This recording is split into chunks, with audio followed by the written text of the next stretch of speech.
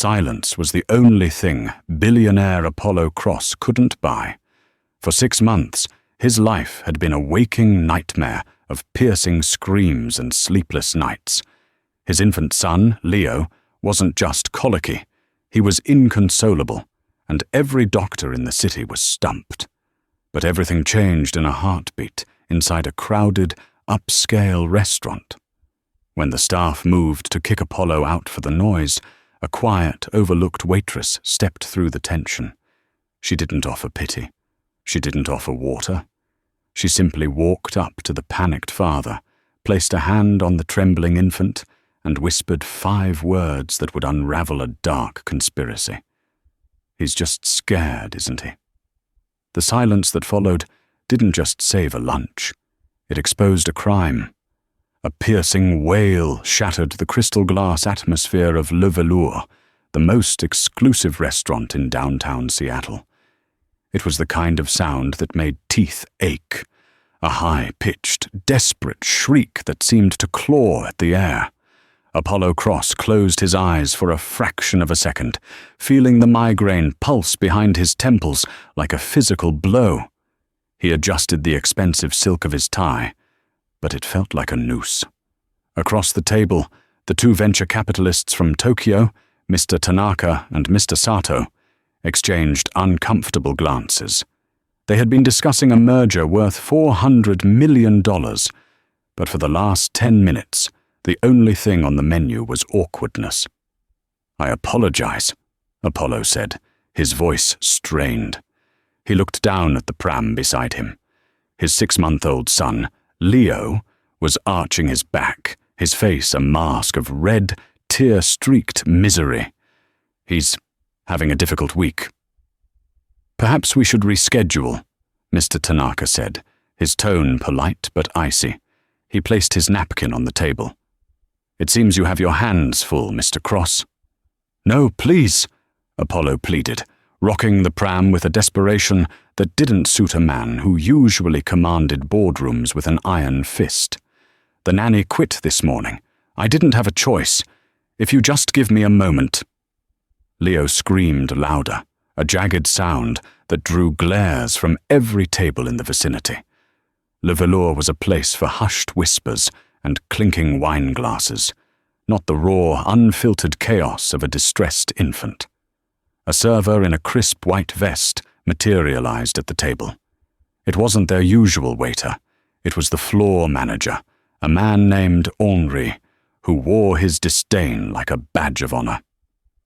"Mr. Cross," Henri said, his voice dripping with faux sympathy, "we value your patronage truly, but we have received complaints from the mayor's table. The noise is untenable." Apollo felt the heat rise up his neck. He was Apollo Cross. He owned the building across the street. He had donated enough money to the city hospital to build a new wing. And yet, here he was, being shamed by a floor manager because he couldn't stop his own son from crying. "I'm trying, Henry," Apollo snapped, abandoning the rocking motion to pick Leo up. The baby felt hot, his tiny body rigid with tension. "He's not a machine I can just switch off." "Perhaps take him outside," Henri suggested, gesturing toward the exit, "until he calms down. Or perhaps forever." The insult hung in the air. The investors were standing up now, buttoning their suit jackets. The deal was evaporating before Apollo's eyes. He felt a surge of helplessness so profound it nearly brought him to his knees. He had billions in the bank, yet he felt like the poorest man on earth. He couldn't save his wife, who had died bringing Leo into the world, and now it seemed he couldn't even comfort the son she left behind. "I'll go," Apollo whispered, defeated. He clutched Leo to his chest, the baby's tears soaking into his bespoke shirt. "I'm leaving." "Wait." The voice was soft, barely audible over Leo's screams, but it carried a strange, commanding weight. Apollo turned. Standing a few feet away, holding a tray of untouched water glasses, was a waitress he hadn't noticed before. She was slight, with dark hair pulled back in a severe, functional bun. Her uniform was identical to the others, but she wore it differently, like armor. Her name tag read Alicia. Henry scoffed. "Alicia, get back to Section 4. This doesn't concern you." Alicia ignored him. Her eyes weren't on Apollo, and they weren't on the angry manager. They were locked onto Leo. She set the tray down on an empty service station with a deliberate, slow movement. "He's not being naughty," Alicia said, stepping closer. Her hands were empty, her palms open. "And he's not colic." "Excuse me?" Apollo blinked, confused by the interruption. "Who are you?" "I'm just a waitress," she said, her voice dropping an octave, becoming a soothing hum. "But I know that cry. That's not a hungry cry, Mr. Cross. That's a terror cry." Henri stepped in front of her, his face red. "Alicia, you are fired. Get out. Now." "Let her speak," Apollo commanded. The authority in his voice stopped Henri dead in his tracks. For the first time in 20 minutes, Apollo felt a flicker of something other than panic. Curiosity. Alicia took another step. She didn't look at the billionaire's expensive watch or his angry eyes. She looked only at the bundle in his arms. "May I?" she asked. It was insane. He was a public figure. She was a complete stranger in a restaurant that was currently kicking him out. But Leo was gasping for air now, choking on his own sobs. Apollo was desperate. He nodded. Alicia moved with a fluidity that contradicted her lowly status. She didn't grab the baby. She didn't bounce him. She simply placed one hand firmly on the center of Leo's chest and the other supporting the base of his spine. She leaned in close, her face inches from the screaming infant. The restaurant had gone silent, watching the spectacle. The investors paused at the door. Alicia took a deep breath, matching the rhythm of the baby's panic, and then she slowed it down. She began to hum, not a nursery rhyme, but a low, resonant vibration deep in her throat. "Shh," she whispered, her lips barely moving. "You're safe. The bad noise is gone. You're safe." She didn't look at Apollo, but she spoke to him. "Loosen your grip, sir. You're holding him like you're afraid you'll drop him. He can feel your heart racing. It scares him." Apollo realized his knuckles were white. He exhaled, consciously relaxing his shoulders, loosening his hold on his son. Alicia shifted her hand, sliding her thumb in a peculiar, rhythmic circle over the baby's solar plexus.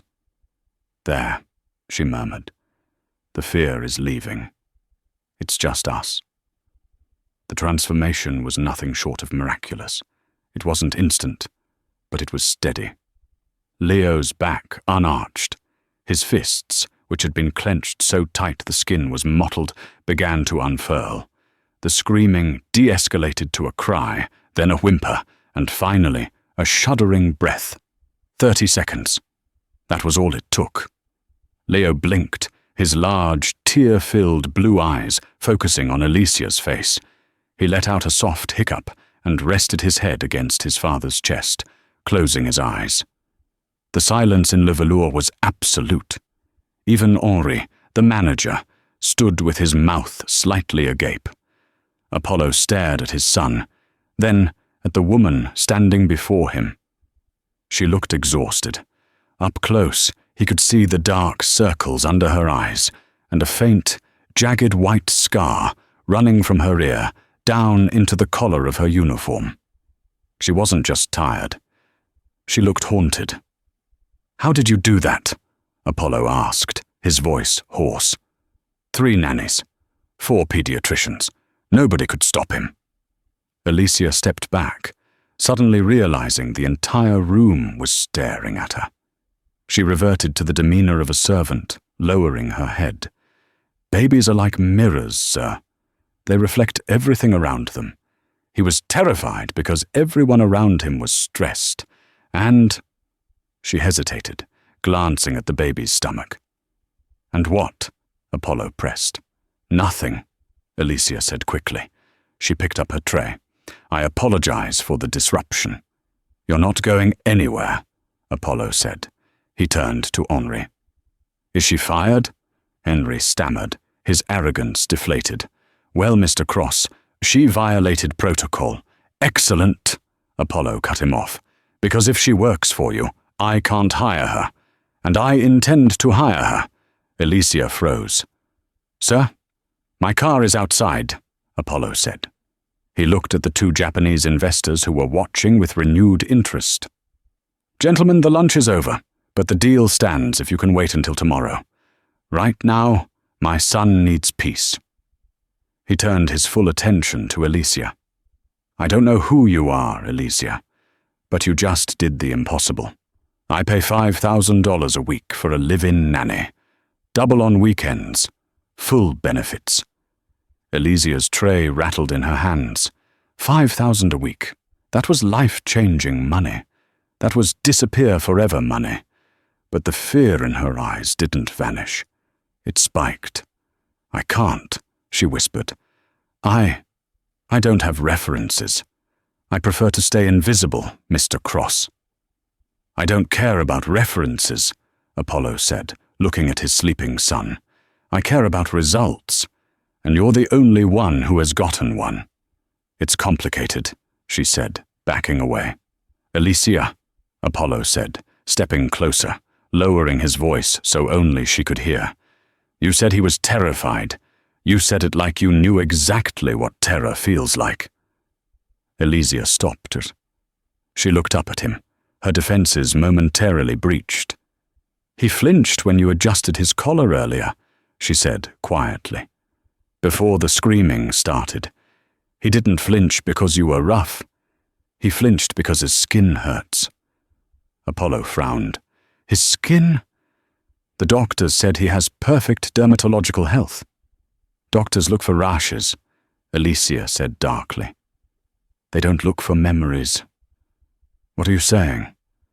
I'm saying, Alicia said, her voice trembling slightly, that your son isn't sick, Mr. Cross. Someone is hurting him, and he's trying to tell you the only way he knows how. The world seemed to tilt on its axis for Apollo. The noise of the restaurant faded into a dull buzz. Hurting him? That's impossible. It's just me and... He trailed off. Vanessa, his fiancée. The woman who had moved in 3 months ago.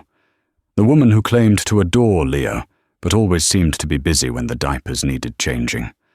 Take the job, Apollo said. It wasn't an offer anymore. It was a plea. Please, if you think someone is hurting him, help me protect him. Alicia looked at the sleeping baby. She remembered the feeling of helplessness. She remembered the vow she made when she fled her old life. Never again. She set the tray down on the table with a final clink. She untied her apron and let it drop to the floor, right at Henry's polished shoes. I'll need to live in, she said, her voice steel, and no one enters the nursery without my permission. Not even you. Apollo nodded solemnly. Done. The drive to the Cross estate was a silent ascent into a different world. Apollo drove the sleek black SUV himself, leaving his confused driver at the restaurant. In the back seat, Alicia sat next to the car seat, her hand resting lightly on Leo's chest. The infant was asleep, but it was a restless, twitching slumber. As the iron gates of the estate swung open, Alicia felt a familiar knot of anxiety tighten in her stomach. She knew places like this. She knew the way wealth could mask rot, how thick carpets could muffle screams, and how high walls were often built to keep people in rather than keep the world out. The mansion was a sprawling architectural marvel of glass, steel, and dark slate, perched on a cliff overlooking the grey waters of the Puget Sound. It didn't look like a home. It looked like a fortress. We're here, Apollo said, killing the engine. He looked in the rearview mirror, catching Alicia's eyes. I meant what I said back there, about the pay, and about the protection. But you need to know, my household is complicated. Alicia unbuckled her seatbelt. Rich households always are, Mr. Cross. There are always too many rooms and not enough truth. Apollo let out a short, humorless laugh. You have no idea. They entered through the grand foyer. It was breathtakingly cold, the air conditioning set to a temperature that felt more like a morgue than a living space. A massive chandelier, shaped like cascading icicles, dominated the ceiling. Apollo! The voice clicked across the marble floor like high heels. A woman descended the floating staircase. She was stunning. Tall, with platinum blonde hair cut in a sharp bob, wearing a white cashmere dress that cost more than Alicia had made in the last 5 years. This was Vanessa, the fiancée. You're early, Vanessa said, stopping 3 steps from the bottom. Her smile was practiced, showing perfect teeth but not reaching her eyes. She looked at the bundle in Apollo's arms, and for a split second, her expression flickered. It wasn't love, it was annoyance. And you brought company.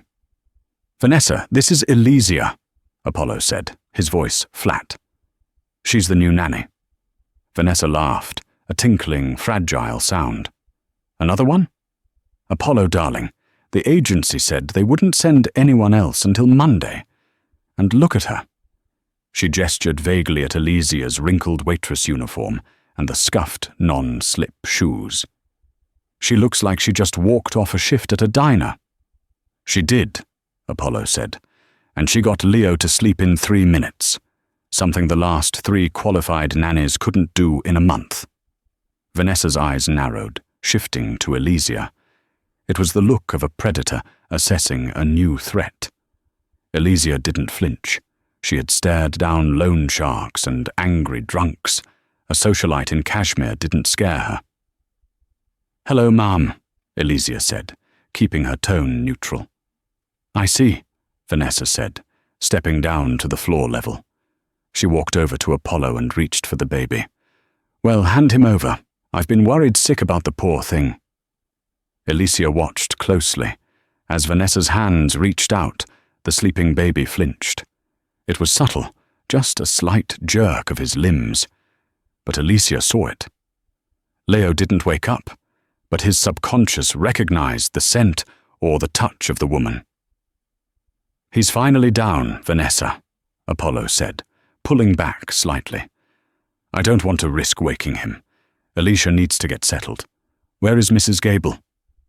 The housekeeper is in the kitchen, Vanessa said, her hand dropping to her side, her nails digging slightly into her palm. Fine. But we have the gala tonight, Apollo. I assume you haven't forgotten. The mayor is coming. I know, Apollo sighed, looking exhausted. Alicia, take Leo to the nursery. 2nd floor, east wing. It's the room with the blue door. Stay with him. Yes, sir, Alicia said. She gently took the car seat carrier from Apollo. And Alicia, Vanessa called out as Alicia started up the stairs. Alicia paused, turning back. Don't get too comfortable. Vanessa smiled, her eyes as cold as the chandelier above. Leo is a very particular child. Most people don't last 24 hours. I'm not most people, Alicia replied softly, then turned and carried the baby up into the shadows of the 2nd floor. The nursery was enormous, filled with toys that had never been played with and stuffed animals that looked brand new. But like the rest of the house, it was cold. Alicia set the carrier down and immediately went to the thermostat. It was set to 65 degrees. Freezing him out, she whispered to herself, cranking the heat up to 72. Keep him uncomfortable, keep him crying, keep the father stressed. She picked Leo up, cradling him against her shoulder. The baby let out a long sigh, his body finally relaxing into the warmth. "We're going to find out what she's doing to you, little one," Alicia promised, pacing the room. "And then I'm going to make sure she never touches you again." The first few hours passed in a tense quiet. Apollo had disappeared into his study to salvage the Tokyo deal, and Vanessa had left for a salon appointment, leaving the house in the care of Mrs. Gable, a stern-faced older woman who seemed to view Alicia as a temporary nuisance. Alicia used the time to work. She wasn't just a nanny. In her past life, before everything fell apart, she had been a nurse in a pediatric burn unit. She knew how to look for signs that others missed. She laid Leo on the changing table. The baby was awake now, watching her with wide, wary eyes. He didn't smile. Babies his age should be smiling, babbling, reaching out. Leo was in survival mode. "Okay, Leo," she whispered. "Let's do a full check." She stripped him down, examining every inch of his skin. The doctors were right. There were no bruises, no broken bones, no diaper rash. To the untrained eye, he was perfect. But Alicia used her fingertips, running them lightly over his arms and legs. When she touched his upper thighs, right where the diaper gathered, he whimpered and tried to pull away. She frowned. The skin wasn't red, but it felt textured, dry. She leaned in, sniffing the skin. There was a faint, chemical smell. It wasn't baby powder. It smelled medicinal, sharp, like menthol, but sweeter. Alicia turned her attention to the shelf of baby products above the changing table. It was lined with premium organic brands, lotions, oils, powders. Everything looked unopened or barely used. She picked up a bottle of soothing lavender lotion. She squeezed a drop onto her own wrist. It was smooth, smelled like lavender. Normal. She checked the baby oil. Normal. She checked the wipes. Normal. She felt a seed of doubt. Was she imagining it? Was she projecting her own trauma onto this family? Then her eyes landed on a small, decorative jar on the nightstand next to the crib. It was an expensive, artisanal brand of chest rub. She opened it. The smell hit her instantly. It was the same smell she had detected on Leo's legs. She dipped her finger into the jar and rubbed a small amount on the sensitive skin of her inner wrist. At first, it felt cooling, but 10 seconds later, a slow, creeping heat began to spread. It intensified, turning from a tingle into a sharp, prickly burn. Alicia hissed, wiping it off on her apron, but the burning sensation lingered. Capsaicin, or a synthetic derivative. It was a heating balm, meant for adults with muscle pain, disguised in a boutique jar. If someone rubbed this on a baby's tender skin, especially in sensitive areas like the inner thighs or back, it wouldn't leave a mark immediately. It would just burn. A constant, invisible fire. No wonder the baby screamed every time he was held. The pressure activated the heat. No wonder he didn't sleep. His skin was on fire. "She's burning you," Alicia whispered, horror cold in her veins. "She's torturing you with heat balm." It was brilliant in its cruelty. If Apollo or a doctor checked, the redness would look like mild chafing or heat rash. It would fade by the time they got to the hospital, but the pain would be excruciating for an infant. "Why?" Alicia looked around the room. On the dresser, there was a framed photo of Apollo and Vanessa. Vanessa looked radiant. Apollo looked tired. If the baby screams, the father is stressed. If the father is stressed, he leans on his partner. Or perhaps he starts to resent the child.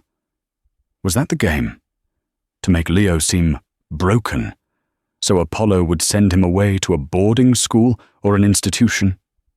Leo began to fuss on the table, the memories of the pain triggering his anxiety.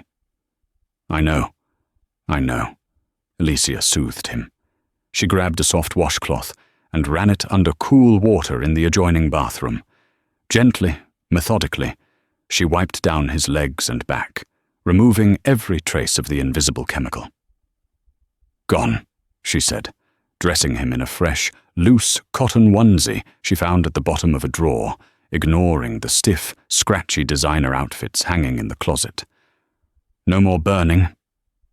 Leo kicked his legs, realizing the pain wasn't coming. For the first time, a small, toothless gurgle escaped his lips. Alicia smiled, but her eyes were hard. She had the what. Now she needed the proof. She couldn't just go to Apollo with a jar of balm. Vanessa would claim it was a mistake, or that the nanny planted it. Vanessa was a master manipulator. Alicia was a waitress with no references. She pocketed the jar, wrapping it in a tissue. The door to the nursery creaked open. Alicia spun around, shielding Leo with her body. It was Mrs. Gable, the housekeeper. The older woman held a stack of fresh linens. She stopped, looking at Alicia's defensive posture, then at the baby who was quietly cooing on the table. Mrs. Gable's eyes widened. She hadn't heard the baby make a happy sound in months. "He's quiet," Mrs. Gable said, her voice trembling. "He just needed a bath," Alicia said, watching the housekeeper carefully. "Mrs. Gable, who usually dresses Leo after his morning bath?" Mrs. Gable hesitated. She looked at the door, then stepped inside, closing it softly behind her. "Miss Vanessa insists on doing it. She says it's her bonding time. She sends the night nurse away at 8 a.m. and handles him until Mr. Cross wakes up." "I see," Alicia said. "And does Leo usually scream during this bonding time?" "Like he's being murdered," Mrs. Gable whispered, clutching the linens. The staff, we thought the boy was sick. We thought he had something wrong in his brain." "He's not sick," Alicia said firmly. She walked over to the housekeeper. "Mrs. Gable, I need to know. Does Vanessa love him?" The housekeeper's face hardened. "Miss Vanessa loves being the future Mrs. Cross. The boy is an obstacle, a reminder of the first wife." Alicia nodded. She had an ally, a fearful one, but an ally nonetheless. "I need you to do something for me," Alicia said. "I need you to find the receipt or the delivery box for this." She pulled the jar out of her pocket for a second. "If she bought it, there's a paper trail. Can you do that?" Mrs. Gable looked at the jar, then at the baby.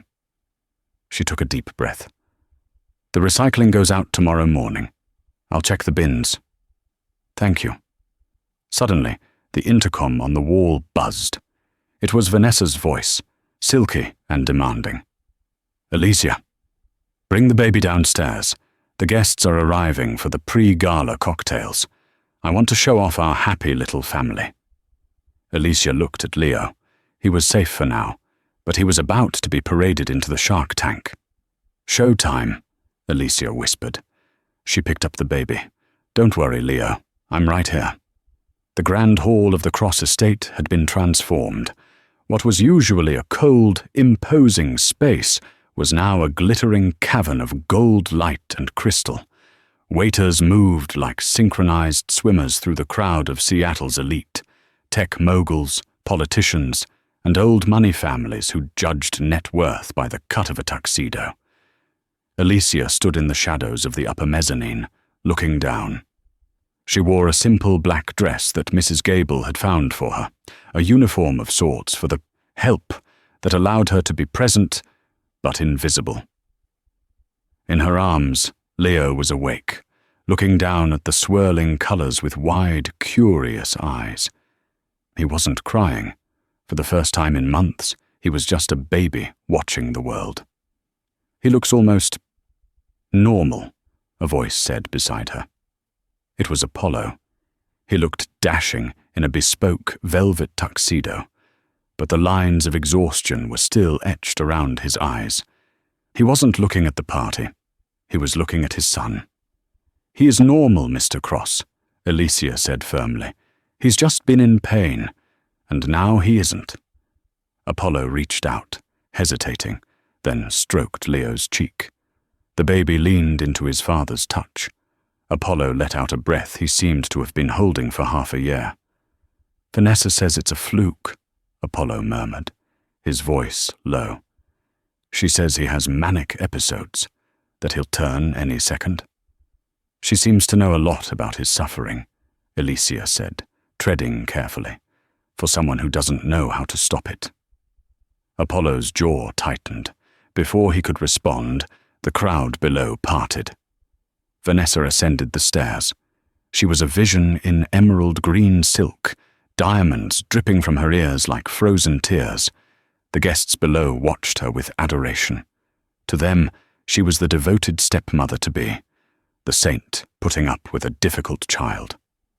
"There you are," Vanessa beamed, though her eyes were hard shards of flint. "The mayor is asking to see the little heir. Bring him down, Apollo." "He's resting, Vanessa," Apollo said, stepping between her and Alicia. "Nonsense," Vanessa laughed, reaching around him. "We can't hide him away like a monster. It looks bad for the merger, darling. People talk." She snapped her fingers at Alicia. "Hand him over." Alicia felt a surge of protective instinct, so strong it nearly made her dizzy. She knew what was coming. If Vanessa took him, she would find a way to hurt him. A pinch, a squeeze, a hidden irritant, just to prove to the room that Leo was unstable. "I think it's better if I hold him, Mom," Alicia said, clutching Leo tighter. "He's used to my scent now." Vanessa's smile dropped for a fraction of a second. "You are an employee. Do not presume to tell me what is better for my fiancé's son. Give him to me." She lunged forward, not aggressively enough to cause a scene, but with enough force to snatch the baby. Alicia had to let go or risk a tug-of-war that would hurt Leo. Vanessa pulled Leo into her arms. She turned to the crowd below, raising him up like a trophy. "Everyone, meet little Leo." Applause rippled through the hall. Leo looked confused, his head whipping around at the noise. Then, it happened. Alicia saw Vanessa's left hand shift. It was subtle. Her hand was supporting Leo's bottom, but her long, manicured thumb dug specifically into the soft flesh of his thigh, right where Alicia had washed off the burning balm earlier. The skin was still sensitive there. Leo's face crumpled. He didn't just cry. He shrieked. It was a sound of pure betrayal and pain. He arched his back, flailing, knocking Vanessa's diamond earring loose. "Oh!" Vanessa cried out, playing the victim perfectly. She stumbled back, looking helpless. You see what I deal with? He's attacking me!" The crowd gasped. Murmurs of "poor woman" and "disturbed child" floated up. Apollo froze, the old panic returning. He looked at his screaming son, then at his distraught fiancé. But Alicia didn't freeze. She moved. She didn't run. She glided, swift and lethal. She stepped into Vanessa's space, her movement cutting through the theatrical performance. "He's slipping," Alicia said, loud enough for the nearby guests to hear. She didn't wait for permission. She reached out and took Leo back. The moment the baby was out of Vanessa's grip and back in Alicia's arms, the dynamic shifted. Alicia didn't bounce him. She simply pressed his ear to her heart and placed a hand over the spot Vanessa had pinched. "It's okay," she whispered into the silence of the ballroom. "The pinch is gone. The pain is gone." Leo's screams cut off as if a switch had been flipped. He buried his face in Alicia's neck, sobbing quietly. The room went dead silent. The contrast was undeniable. In Vanessa's arms, chaos. In the waitress's arms, peace. Vanessa stood there, her hands empty, her face flushing a deep, angry red. She looked at Apollo, expecting him to be angry at the servant. But Apollo was staring at Vanessa's hand. He had seen it. He had seen the way her thumb had been positioned. He looked from her hand to Alicia's calm face. "Take him upstairs, Alicia," Apollo said, his voice like crushed ice. Apollo, really? The child is clearly deranged. Vanessa started, trying to recover her composure. I said, take him upstairs. Apollo roared, the sound echoing off the vaulted ceiling. The guests flinched. And Vanessa, we need to talk. Alicia turned and walked away, carrying the victoriously silent baby. But as she passed Vanessa, the woman leaned in, her voice a hiss of pure venom. You think you won? Vanessa whispered, her breath smelling of expensive champagne and rot. I'll have you on the street by morning, and then I'll put that brat in an institution so deep they'll never find him. Alicia didn't stop walking. Try it, she whispered back. The gala ended early. The guests were ushered out with polite excuses about a family emergency. The house fell into a heavy, suffocating silence. Alicia was in the nursery, pacing. She knew the clock was ticking. Vanessa had been humiliated publicly. She wouldn't wait anymore. She would strike, and she would strike hard. There was a soft knock at the door.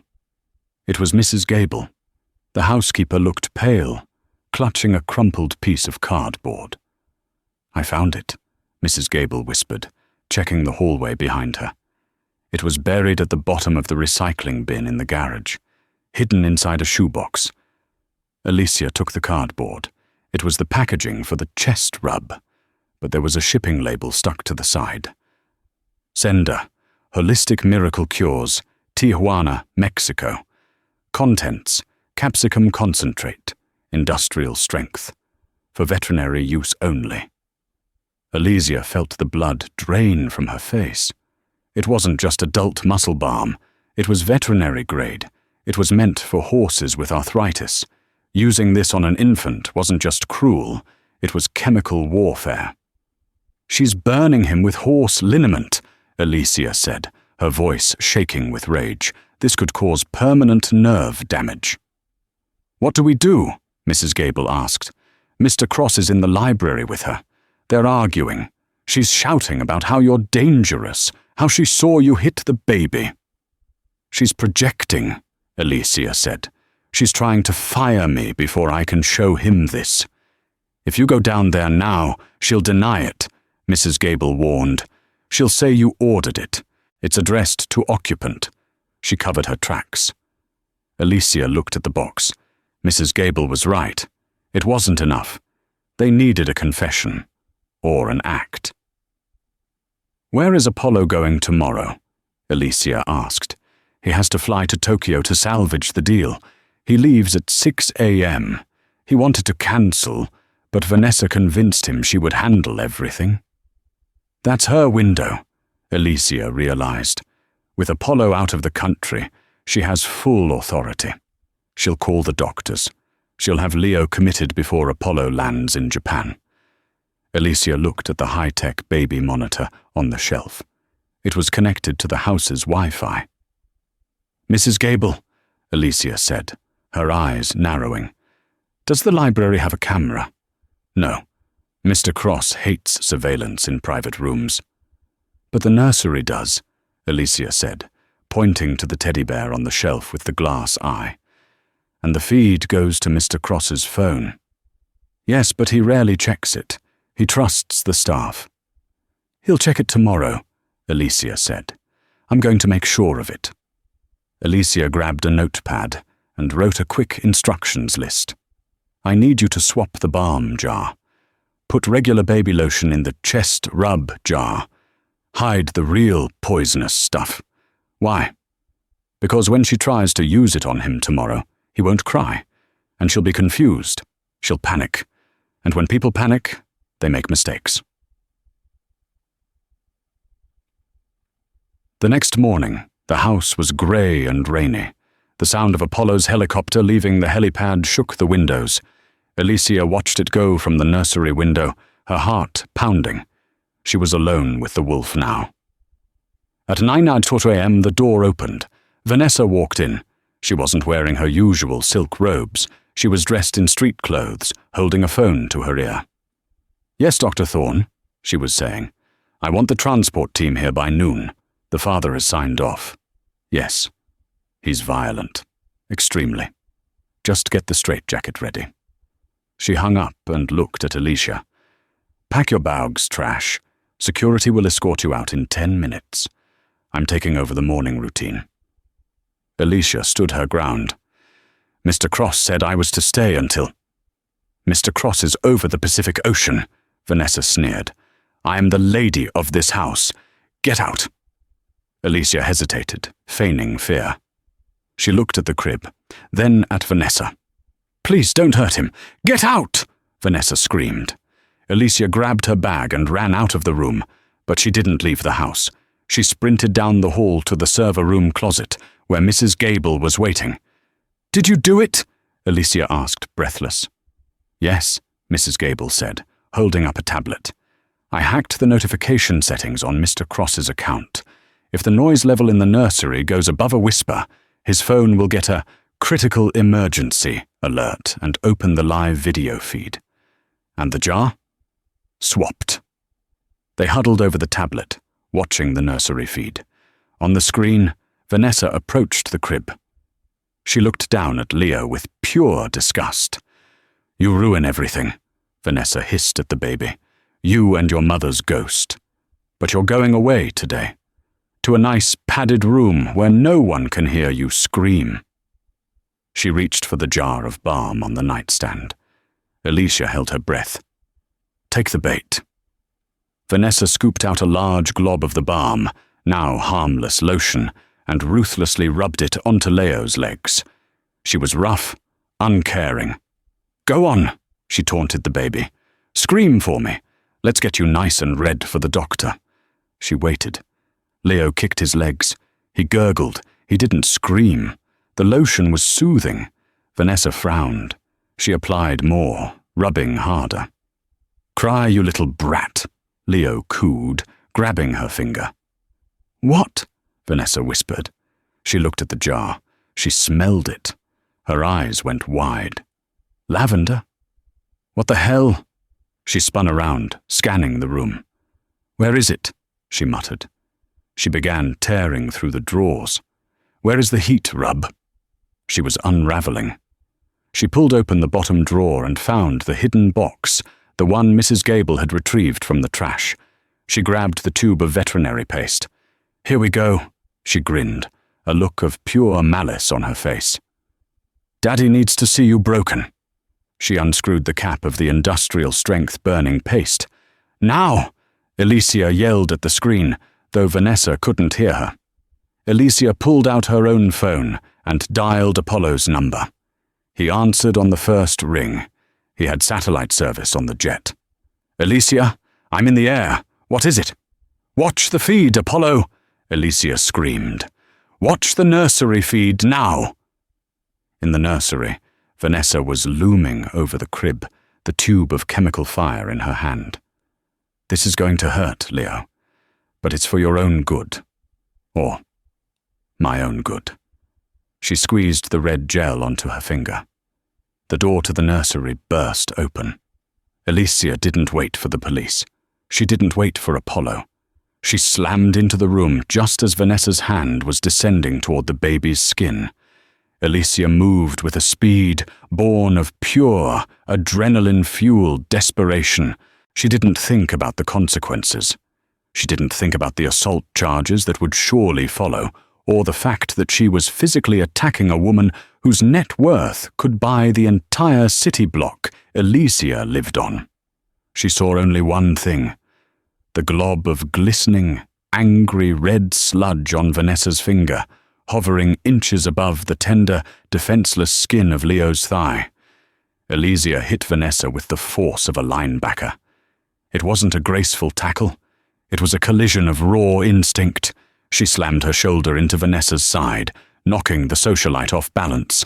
They crashed into the heavy oak changing table, the wood groaning under the impact. The jar of harmless lotion and the tube of veterinary paste went flying. The tube hit the wall with a wet thud, spinning across the pristine white carpet and leaving a jagged trail of crimson gel that looked disturbingly like fresh blood. "You lunatic!"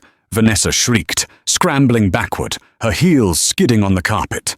Her silk blouse had torn at the shoulder, ruining the perfect image she had cultivated so carefully.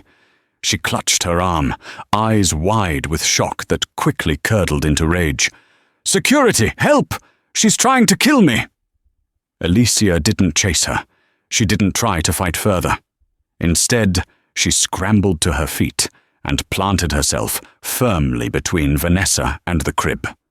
Her chest was heaving, her hair pulling loose from its severe bun, framing a face that was pale, but set in stone. "Don't you dare!" Alicia panted, her voice low and dangerous. She spread her arms, shielding the baby with her body. "Don't you take one more step toward him." Vanessa straightened up, her shock morphing into a cold, triumphant sneer. She smoothed her hair, realizing the tactical advantage she had just been handed. "You're done!" Vanessa laughed, a shrill, hysterical sound that grated against the nerves. "Do you realize what you just did? You assaulted the lady of the house in her own nursery. You'll be in prison for 20 years. She took a step forward, not toward the baby, but toward Alicia, her eyes gleaming with malice. "And as for that brat, he's going to the institution today. I'll make sure the doctors know how unstable his environment has been. I'll have them sedate him so heavily he won't wake up until he's 18. "No one is going anywhere," a voice boomed from above. The sound was sudden, loud and distorted by static, cutting through the room like a thunderclap. Vanessa froze mid-step. The color drained from her face instantly. She spun around, looking wildly at the door, then at the windows. "Who said that?" "I did," the voice said again. It was colder than the grave, stripped of all warmth, vibrating with a suppressed fury that was terrifying to behold. Vanessa's eyes locked onto the bookshelf. Perched there, innocent and unnoticed until now, was the vintage teddy bear with the glass eye. But now, the glass eye was dark, and a small red LED light next to it was blinking furiously. "Apollo?" she whispered, her voice trembling. She took an involuntary step back. "I saw it." Apollo's voice crackled through the small speaker. The audio quality was tinny, but the emotion behind it was crystal clear. "I saw the tube, Vanessa. I saw the look on your face. And I heard you. I heard you call my son a brat that needed to be broken." Panic flickered across Vanessa's face, but she was a master manipulator. She clamped a hand over her mouth, forcing tears to well up in her eyes instantly. She walked toward the camera, her hands clasped in a pleading gesture. "No, darling, listen to me," she stammered, pitching her voice to a perfect frequency of distress. "It's a misunderstanding. The camera. It doesn't show everything. This peasant attacked me. She's crazy, Apollo. I was just trying to apply his medicine, and she jumped me. She swapped the bottles.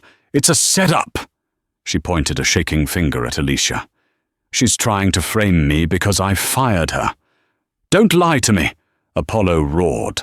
The volume was so high it caused the speaker to fuzz with feedback. Leo startled in his crib, letting out a small whimper.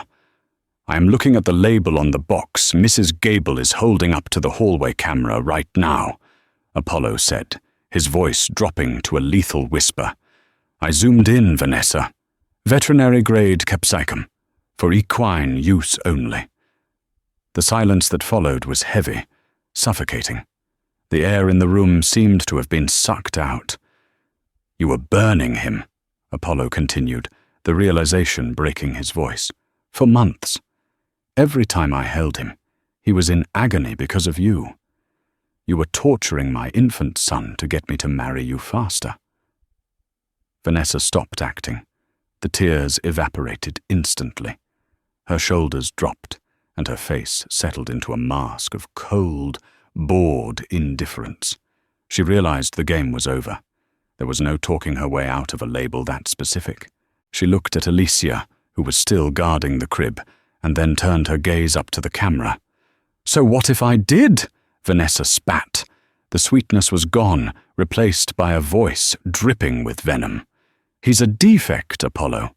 Look at our lives. He ruined everything. We couldn't travel. We couldn't host parties. We couldn't have a single dinner without that screaming leech sucking the air out of the room." She kicked the tube of red paste on the floor. "I was fixing the problem. Since you were too weak to send him away, I was making sure you had no choice.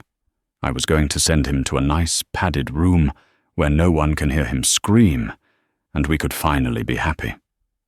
"We are done," Apollo said. The finality in his tone was absolute. "The pilot is turning the jet around. We will be landing in 40 minutes, but you won't be there." "You can't kick me out," Vanessa scoffed, crossing her arms. "I have rights. I have residency. This is a civil matter. I'll sue you for every penny you have if you try to evict me." "I don't need to kick you out," Apollo said softly. "Open the door, Mrs. Gable." The nursery door swung open. Vanessa turned, expecting the elderly housekeeper or perhaps the private security she could easily bully. Instead, 2 uniformed police officers stepped into the room, their hands resting on their belts. Behind them stood a grim-faced detective in a trench coat. Mrs. Gable stood behind the officers. She didn't look like a servant anymore. She looked like an executioner. "Vanessa Clybourne," the detective said, stepping carefully over the red stain on the carpet. He pulled a pair of handcuffs from his belt. "You are under arrest for aggravated child abuse, reckless endangerment, and possession of a controlled veterinary substance with intent to harm." Vanessa's arrogance shattered. "You can't arrest me!" she screamed, backing away until she hit the wall. "I am the future Mrs. Cross. Do you know who my father is? I will have your badges." "We know exactly who you are," the detective said impassively. He grabbed her wrists, spinning her around and snapping the handcuffs tight. The metallic click echoed in the room. "You're the woman who burned a baby." As they dragged her out of the nursery, Vanessa thrashed and cursed, kicking her heels against the doorframe. Her eyes locked onto Elysia one last time, a look of pure, unadulterated hatred. "You're nothing!" Vanessa screamed, her voice cracking as she was hauled down the hallway. "You're just a waitress. You're nobody. You hear me? Nobody." Elysia didn't flinch. She didn't shout back. She simply watched the woman disappear, listening until the screaming faded down the stairs and the front door slammed shut. Then, the room was quiet. Elysia turned her back on the empty doorway and walked to the crib. Leo was wide awake, clutching the bars of his crib, his blue eyes wide. He wasn't crying. He seemed to sense the shift in the atmosphere. The predator was gone. The tension that had plagued the house for months had vanished. Elysia picked him up, pressing his small head against her shoulder. She could feel his heart beating, steady and strong. "It's over, Leo," she whispered into his soft hair, her own tears finally spilling over. "The bad lady is gone. She can't hurt you anymore."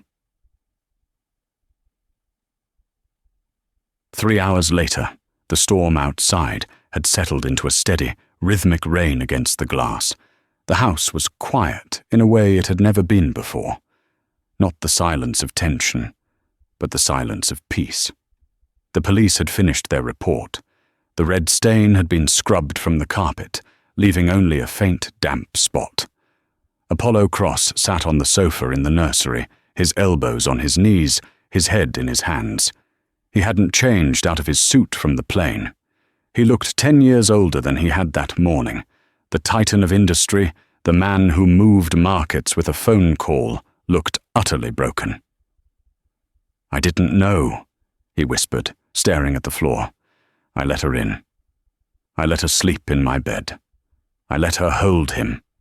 His voice cracked. "I failed him, Elysia. I'm his father, and I let a monster torture him." Elysia was sitting in the rocking chair near the window, feeding Leo a warm bottle. The baby was drowsy, his eyelids fluttering as he succumbed to a painless sleep. "You didn't know," Alicia said gently. "You can't blame yourself for the darkness in someone else's heart. Manipulators like her, they are experts at hiding it. They make you doubt your own eyes. They weaponize your trust." Apollo looked up at her. His eyes were red-rimmed. "But you saw it. You saw it in 5 minutes at a restaurant. A total stranger saw what a father couldn't." "I saw it because I've been there," Alicia said, her voice quiet. She unconsciously touched the faint, jagged scar on her neck. "My stepfather. He used to pinch me under the table at dinner. Hard. If I cried, he'd tell my mother I was just being dramatic, or that I was seeking attention." She looked down at Leo. "I learned to read the signs, the flinching, the terror in the eyes when a hand moves too fast, the silence. A happy baby cries when they need something. A terrified baby stays silent to avoid pain." Apollo stood up slowly. He walked over to them, moving with a hesitation that was foreign to him. He knelt down beside the rocking chair, putting himself at eye level with the waitress and his son. He reached out, brushing a stray lock of hair from Leo's forehead. The baby didn't flinch. He just kept drinking his milk, safe in Alicia's arms. "You saved his life, Alicia," Apollo said, his voice thick with emotion. "I don't just mean physically. You saved his spirit. If you hadn't walked over to my table, if you hadn't risked everything to break into this room, she might have killed him today." "He's a tough kid," Alicia smiled weakly. "He fought hard." "I want you to stay," Apollo said. He looked her in the eyes, his gaze intense and sincere. "I don't mean just as a nanny. I mean, I want you to run the house. I want you to have full authority. If anything ever happens to me, I want you to be his guardian." Alicia's breath caught. "Mr. Cross, Apollo," he corrected. "Please, and I'm serious. I trust you. More than I trust my board of directors. More than I trust my friends. You are the only person who saw him." Alicia looked at the billionaire. The fear that had defined her life for so long, the fear of poverty, of being invisible, of having no voice, began to dissolve. She looked at the sleeping baby in her arms, the boy she had pulled from the fire. "I'll stay," Alicia said softly, "but on one condition." "Anything," Apollo said immediately. "Name your price." "No more galas," Alicia said firmly. "No more parades, at least until he can walk and talk. He needs a father, Apollo, not a photo op. He needs you to be the one holding him." Apollo smiled, a real, genuine smile that reached his eyes for the first time in years. It transformed his face, stripping away the billionaire facade and leaving just a grateful father. "Deal," he whispered. They sat there in the quiet warmth of the nursery, the waitress, the billionaire, and the baby who finally stopped screaming, listening to the rain fall against the glass, safe at last. What an incredible turn of events. It's terrifying to think how close Apollo came to losing his son, all because of a woman who valued her social status over a child's life. It just goes to show that money can buy mansions and private jets, but it cannot buy maternal instinct, and it certainly can't buy intuition. Alicia, a woman who had nothing, gave Leo the one thing his father couldn't buy: safety. She proved that sometimes the people we overlook, the servers, the cleaners, the invisible workers, are the ones seeing the truth that everyone else misses. It makes you wonder, how many times have we walked past someone in distress and ignored the signs? I want to know what you think. If you were in Alicia's shoes, risking your job and your reputation to intervene with a powerful billionaire, would you have done it? Or would you have stayed silent to protect yourself? Let me know in the comments below. I read every single one. If you enjoyed this story of justice and karma, please hit that like button. It really helps the channel grow. And if you want more stories about secrets, betrayals, and redemption, make sure to subscribe and ring that notification bell so you never miss a video. Thanks for watching, and I'll see you in the next story.